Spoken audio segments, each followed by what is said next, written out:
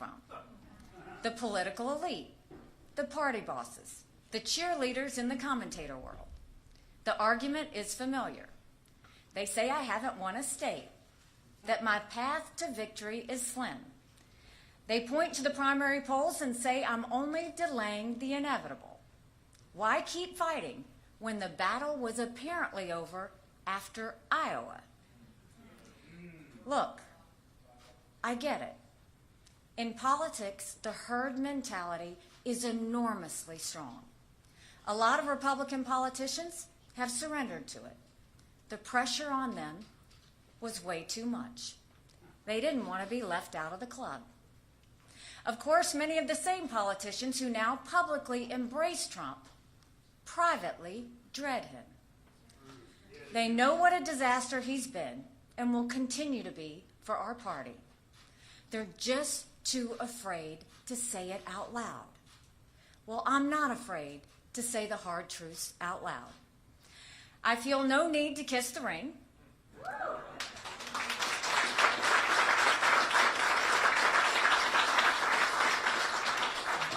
I have no fear of Trump's retribution.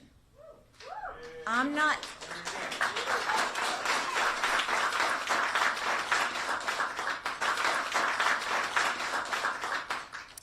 looking for anything from him. My own political future is of zero concern. So I hear what the political class says, but I hear from the American people too.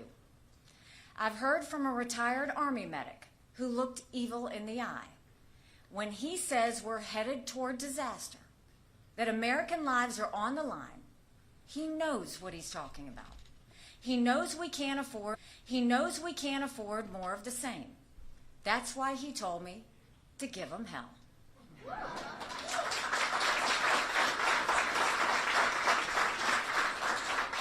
emperor has no clothes. I've heard from a mom who promised to email me every day, and she does. She just wants a return to normalcy. She wants me to keep running for the sake of her 4-year-old son. She hopes he'll see the, quote, America she grew up in. An America that's strong and proud and united in purpose. And I've heard from a high school student who just last week came to hear me speak. She asked me to sign a note to her teacher explaining her absence. After growing up amid the chaos and anger of the last few years, she finally has hope that America will make it if we make the right choice. I'm constantly hearing from Americans like these, hundreds a day, thousands a week, and hundreds of thousands since I declared my candidacy. They see the same polls as me, but more importantly, they have the same belief as me. They believe in America. They believe America can do so much better, that we must do better. And they know when the country's future is on the line, you don't drop out. You keep fighting. In fact, you fight harder than ever.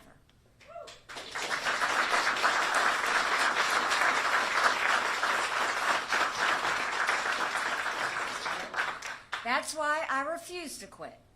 South Carolina will vote on Saturday, but on Sunday, I'll still be running for president. I'm not going anywhere.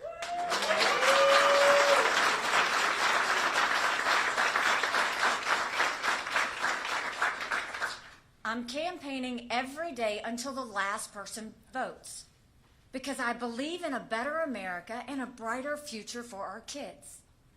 Nothing good in life comes easy. I'm willing to take the cuts, the bruises, and the name-calling because the only way you get to the blessing is by going through the pain. Dropping out would be the easy route. I've never taken the easy route. I've been the underdog in every race I've ever run. I've always been David taking on Goliath. And like David, I'm not just fighting someone bigger than me. I'm fighting for something bigger than myself.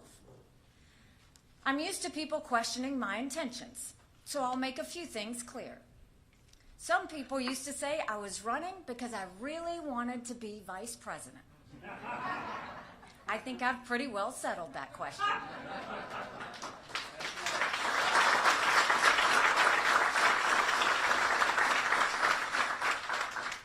Other people say I'm trying to set up a future presidential run.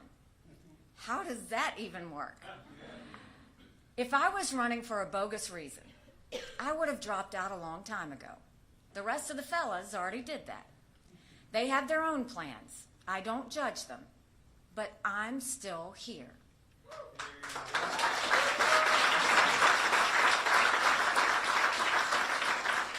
I'm fighting for what I know is right, and I don't care what the party leaders and political elites want. I'll keep fighting until the American people close the door. That day is not today, and it won't be on Saturday, not by a long shot. The presidential primaries have barely begun. Just 3 states have voted. That's right. 3. That's it. After this weekend, we'll be at 4. That's not a lot.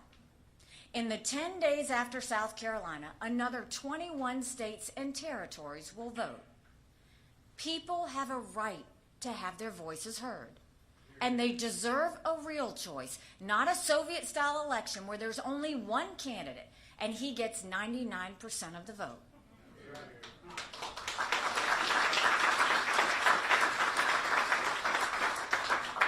We don't anoint kings in this country. We have elections. And Donald Trump, of all people, should know we don't rig elections.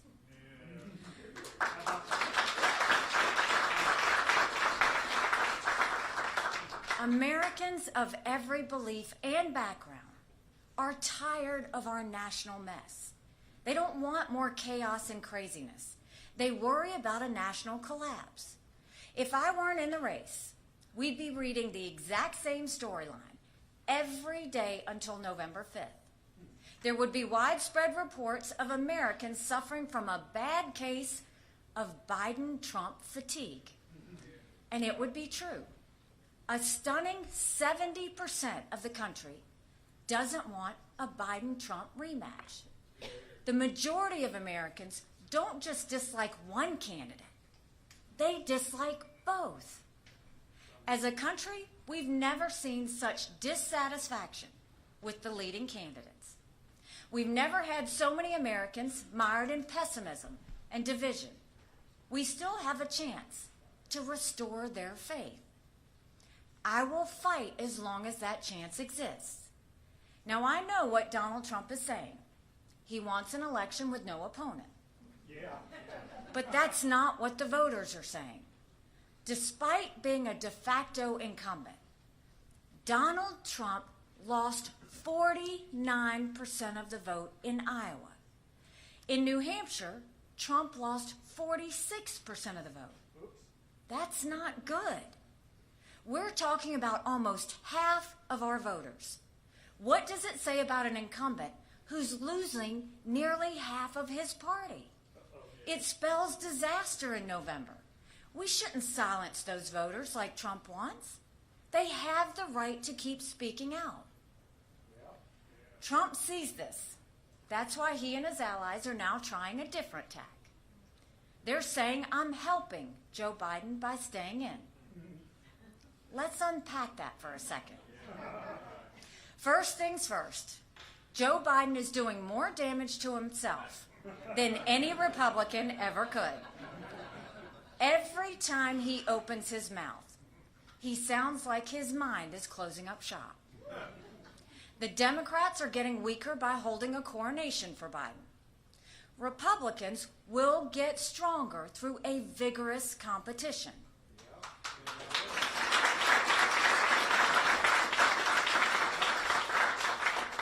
We have plenty of time to hash this out. If the race ended today, we would have the longest general election in history. There are still 8.5 months before Election Day. Do we really want to spend every day from now until November watching America's 2 most disliked politicians duke it out? No sane person wants that. But there's another reason Trump is wrong. At the end of the day, the only candidate who's helping Joe Biden is Donald Trump. Because Trump is the only Republican Biden can beat. The Democrats know it. They don't even try and conceal it. They don't even try to conceal the glee at the prospect of running against Trump. They want to win. So they want the guy they've already beaten time and again. Trump knows it too, but he won't admit it. True to form, he's taking out his anger on others. He's getting meaner and more offensive by the day. He's trying to bully me and anyone who supports me. He says they'll be barred from MAGA permanently.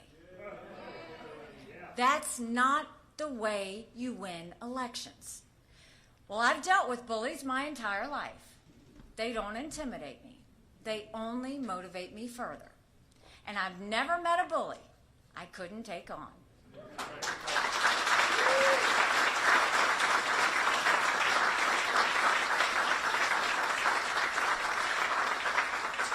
There are those who will try and paint me as never Trump. That's not who I am. Never have been. I supported Trump in 2016 and in 2020. I was proud to serve America in his cabinet. My purpose has never been to stop Trump at all costs. Like most Americans, I have a handful of serious concerns about the former president.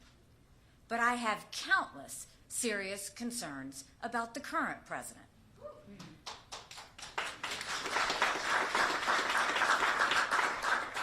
Joe Biden has turned our country upside down. It's not normal for millions of migrants to illegally cross our border without being stopped.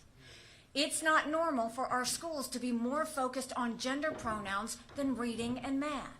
It's not normal to have skyrocketing prices and soaring crime.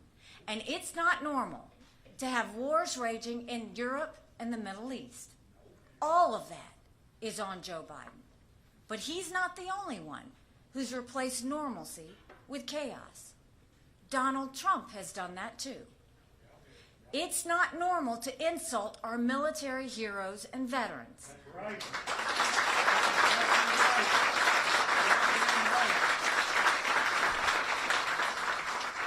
It's not normal to spend $50 million in campaign contributions on personal court cases. It's not normal to threaten people who back your opponent. And it's not normal to call on Russia to invade NATO countries. Donald Trump has done all of that and more in just the past month. Look, I've said it many times. I think Donald Trump was the right president at the right time. But times change, and so has Trump. He's gotten more unstable and unhinged. He spends more time in courtrooms than he does on the campaign trail. He refuses to debate. He's completely distracted, and everything is about him. He's so obsessed with his own demons from the past, he can't focus on delivering the future Americans deserve. We have two hugely flawed candidates in Biden and Trump. Americans know it. They've been saying it for years, and we all know why. Trump and Biden are two old men who are only getting older. Nearly 60% of Americans say Trump and Biden are both too old to be president, because they are. We've all seen them fumble their words and get confused about world leaders. That's not who you want in the Oval Office when Russia launches a nuclear weapon at our satellites or China shuts down our electricity grid. We're talking about the most demanding job in human history. You don't give it to someone who's at risk of dementia. You give it to someone who's disciplined, someone who can work day and night for 8 straight years. No vendettas, no drama, just results.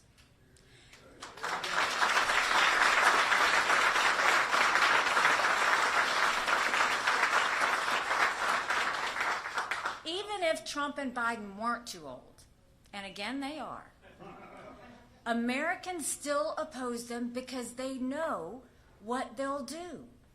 They've already done tremendous damage, and they're just getting started. Biden has crippled families with years of inflation. He's put welfare over work and doled out more corporate welfare than any president ever. Meanwhile, Trump added more to the national debt than any president in history. And it wasn't because of COVID, no matter how many times he tries that excuse. Now he wants to put a 10% tax hike on every single American. Just like Biden, Trump will devastate families and destroy good-paying jobs. We need to shift our economy into overdrive, not reverse. Most importantly, we need a president who protects America. Biden has failed this basic duty. As commander-in-chief, he tried to cut the military. He's made us weaker while our enemies get stronger. He withdrew from Afghanistan in a way that encouraged our enemies to do whatever they want. 3 years later, Russia has invaded Ukraine. Hamas has murdered Israeli women and children in their beds. China is launching unprecedented cyber attacks on American infrastructure. Iran is killing American soldiers. At the same time, Donald Trump has plenty of his own problems on national security. He's all but said he's going to abandon Ukraine. That's a massive gift to Vladimir Putin. Now Trump is inviting Putin to invade NATO countries. Those are the same countries that stood with us after September 11th. Of course we should ask them to pay more. We should demand it. But abandoning them will only bring more war. Putin is already planning his next move. He's eyeing our allies in the Baltics. A Russian attack would put America at war. Russia isn't the only country that smells blood in the water. When the dictators in Iran, North Korea, and communist China see America step back, they rush into the breach. They think America's time has passed, and their time has come. The truth is, Americans already know what Joe Biden and Donald Trump will do, but we're just as concerned with who they are. They're dividers at a time when America desperately, urgently needs a uniter. All they do is turn us against each other. Trump calls his fellow Americans vermin.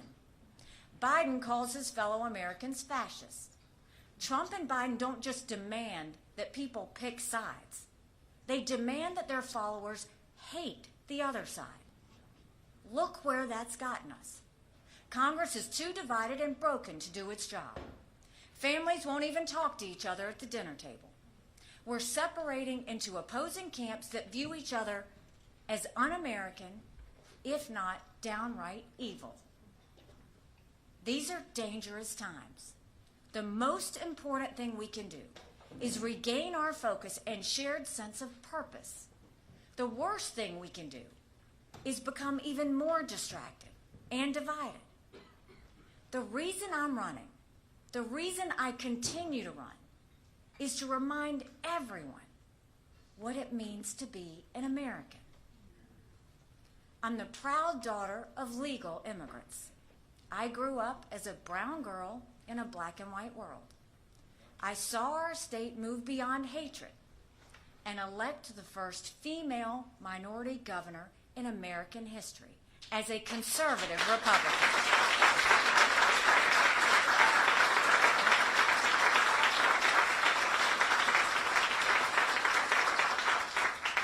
And in just a few days, my parents are going to cast their vote for their daughter for President of the United States.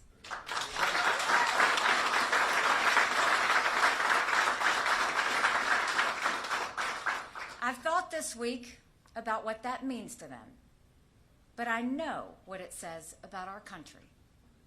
In the America I know and love, we disagree strongly, but we do it without hating each other and still have the same shared national purpose.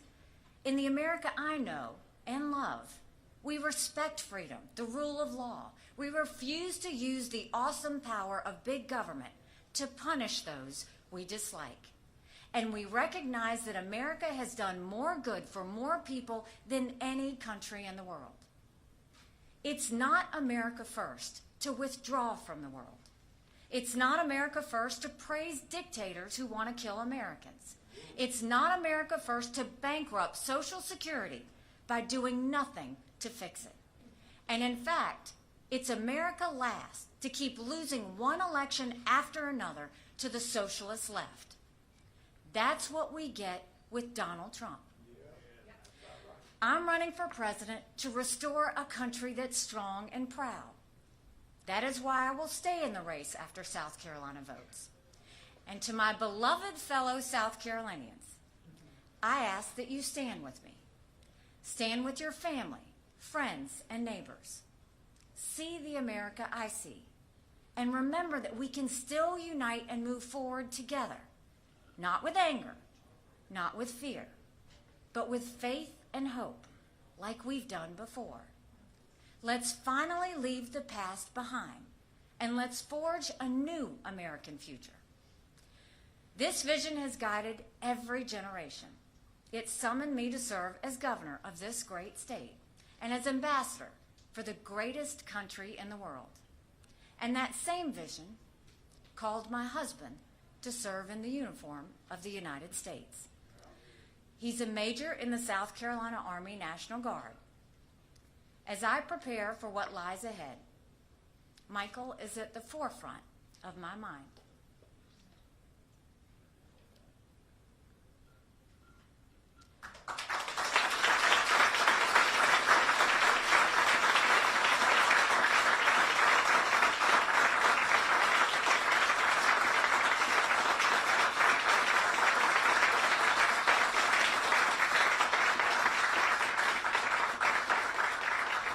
Saying it right, sister.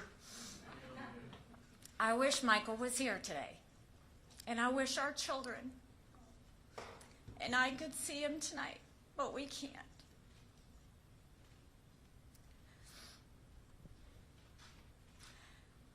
He's serving on the other side of the world, where conflict is the norm, where terrorists hide among the innocent, where Iran's terrorist proxies are now attacking American troops.